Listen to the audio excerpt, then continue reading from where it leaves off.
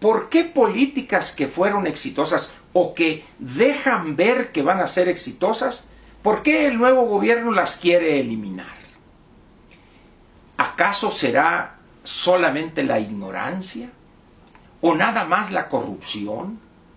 ¿O quizá el celo de decir, no, es que yo quiero hacer las cosas a mi modo?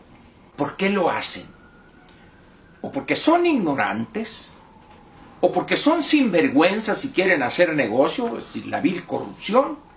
¿O por el celo, por el ego que tiene todo político, que quiere él imponer su sello?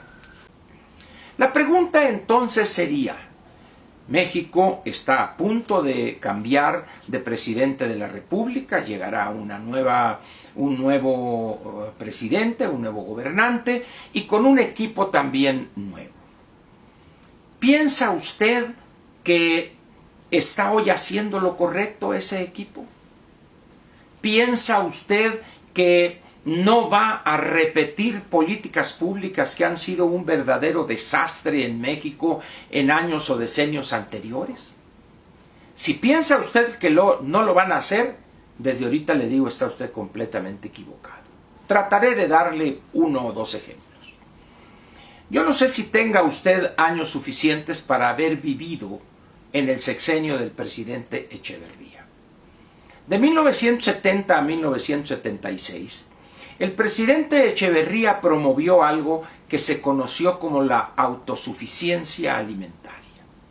Y era aquello una locura, lograr prácticamente producir todo lo que consumíamos. Recordemos que en aquellos años México tenía un modelo cerrado, es decir, un modelo de economía cerrada, y estábamos ajenos a las grandes corrientes del comercio internacional.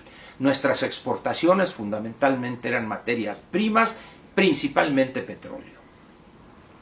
Pues en aquellos años se dilapidaron miles de millones de pesos para lograr la gran ilusión de la autosuficiencia alimentaria.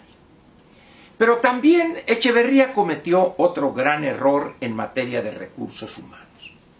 El presidente Echeverría, espero que así haya sido, estaba convencido que un ejidatario, por el hecho de serlo, era también contador, analista financiero, ingeniero industrial, veterinario, ingeniero capaz de manejar una agroindustria, etc.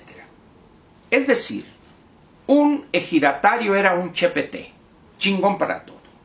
Era un hombre que no tenía ciencia aborrecida. Y el país se llenó de proyectos productivos, entre comillas.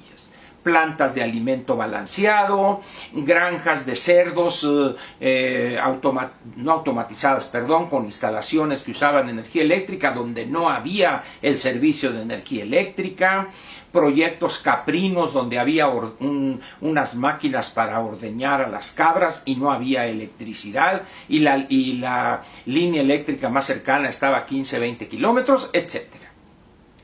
Se gastaron miles y miles de millones de pesos en eso, simplemente porque el presidente de la República tenía la idea de que el ejidatario, por el hecho de serlo, era sabio, sabía todo. Esa gran estupidez, esa gran tontería, le costó al país dispendio prácticamente infinito. La deuda pública que recibió el presidente Echeverría en aquel entonces era alrededor de 5,000 millones de dólares. Entregó la deuda al presidente López Portillo de 20,000 millones de dólares. La cuadruplicó. Dolaritos más, dolaritos menos. Hoy, López piensa que el pueblo es sabio, que no solo es capaz de hacer aquello que pensaba el presidente Echeverría, sino que ahora además sabe diseñar aeropuertos, sabe dónde debe estar ubicado un aeropuerto, sabe de cuestiones de aeronáutica para ver los conos de acercamiento y ver corrientes de aire, etcétera, etcétera. Es decir, este pueblo de hoy es más sabio que el pueblo mexicano de los años de Echeverría.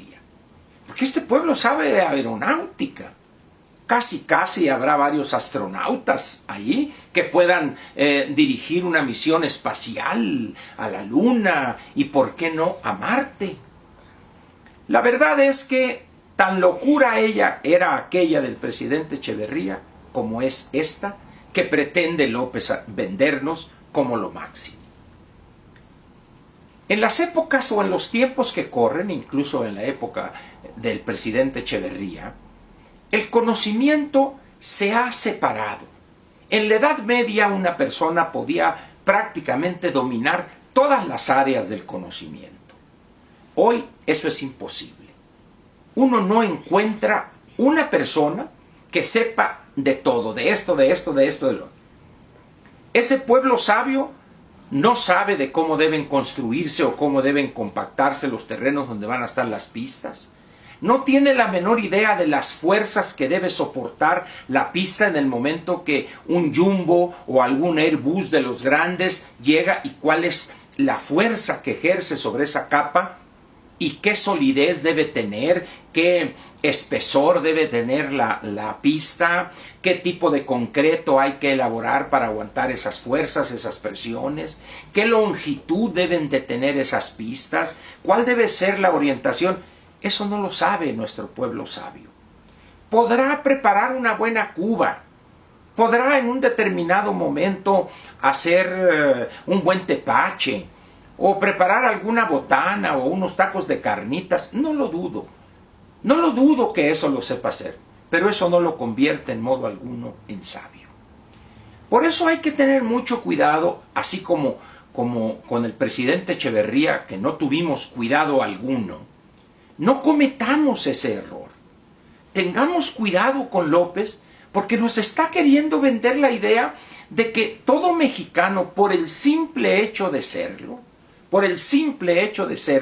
ya es sabio, ya domina prácticamente todas las áreas del conocimiento.